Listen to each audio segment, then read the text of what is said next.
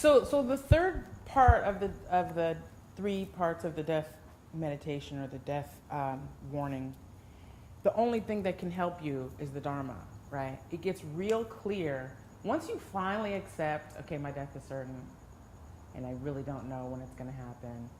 The third part becomes like, oh, a no-brainer, right?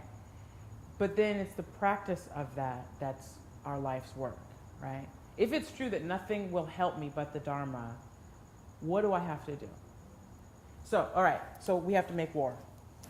That's what tonight is about. It's about war. What, sorry? Joyful effort, right?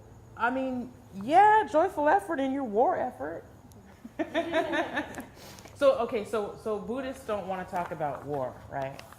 They just, I met a woman on the island who was like, oh, you're Buddhist, peace and love, you can do whatever you want, no worries. And I was like, wrong, right? She's like, oh, it's not a religion, you don't have any rules. I'm like, we have rules all day long, books of rules.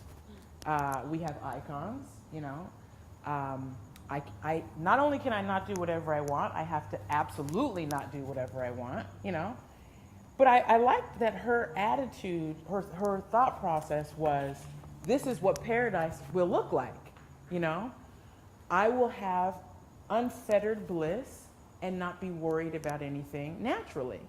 She just doesn't have any idea about the process of getting there, which is total and complete war. So you just have to let go of this idea of, oh, my practice is this peaceful, sweet, quiet thing. It's totally you doing battle with your mental afflictions every second that you can. You're not playing footsies with them because what's the purpose of a mental affliction?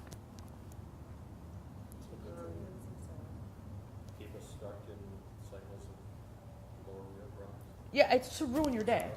It's to ruin everything about you, right? It's certainly not for you to get to paradise. It's certainly not for you to think of others, right? The whole point of the mental affliction is to keep you thinking about you. So why are we gentle with that? Like, why are we like, oh, I don't want to get angry at my mental afflictions. Why not? They're not trying to help you, So, just try and like the reading will also help you, but just try to get into your mind that this is total and absolute war. And that's why we're called warriors. We're not called freedom fighters or, what's another, like, peacekeepers. I mean, Master Shantideva's name does mean peace angel, but that's after he's kicked the butt of every single mental affliction, right? It's like, the superhero looks all placid after they killed everyone, right? I killed all the enemies. Okay, so,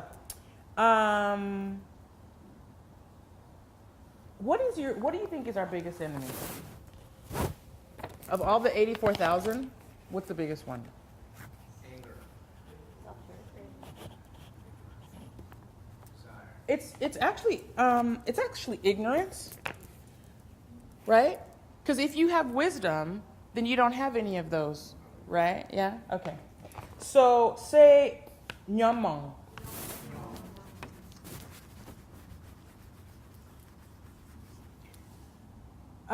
So the Sanskrit, the root is klish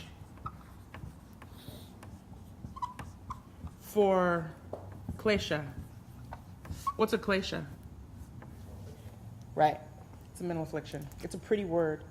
It means to bother or bug or disturb or harass. There's just nothing nice about it, right? The best word is harass. That's what a klesha does. It harasses you. It does not give you any peace, right? So the short definition of a mental affliction is that which disturbs my peace of mind. That's the short and quick of it. That anything that disturbs your peace of mind is a klesha. Clear? Yeah? Klish? Here's the long definition. Semgyu, Mashiwar,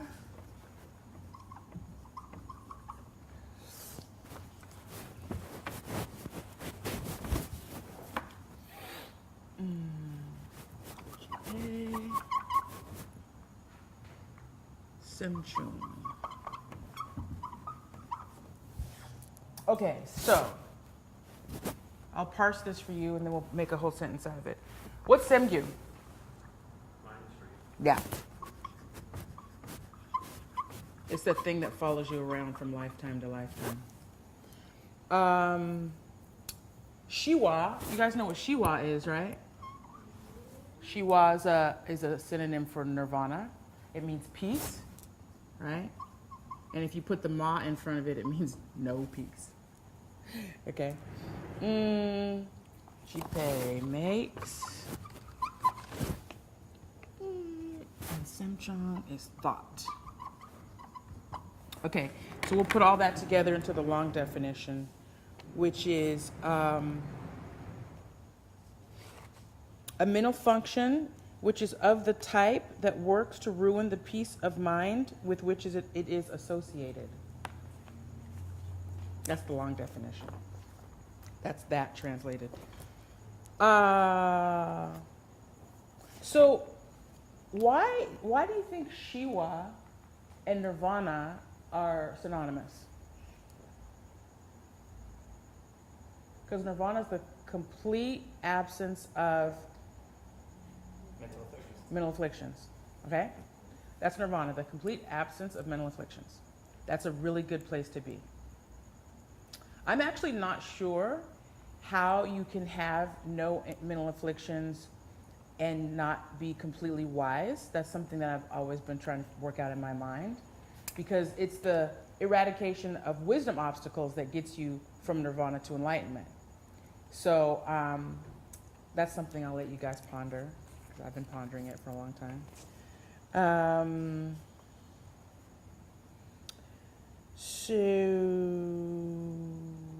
So okay.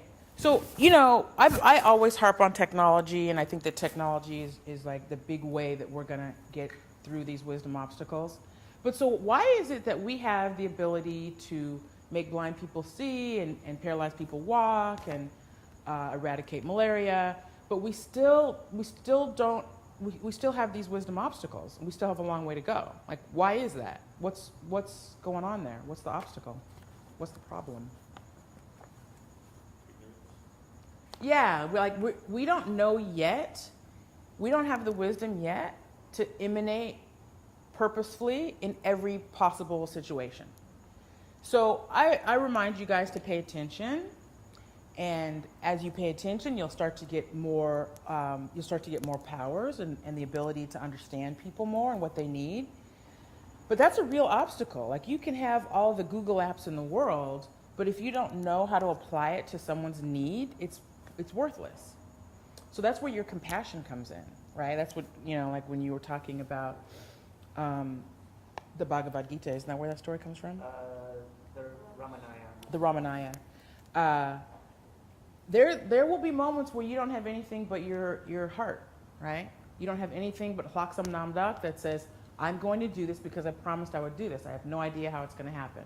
It's like Jesus gave the Sermon on the Mount, and no one had any idea how they were going to feed all those people, because way more people came than were invited.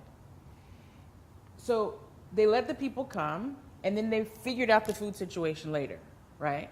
So that's kind of what you have to do for yourself, is you set your intention. I'm on this path to save others, and I'll keep collecting the wisdom as I go on. You know, just know that it'll come to you.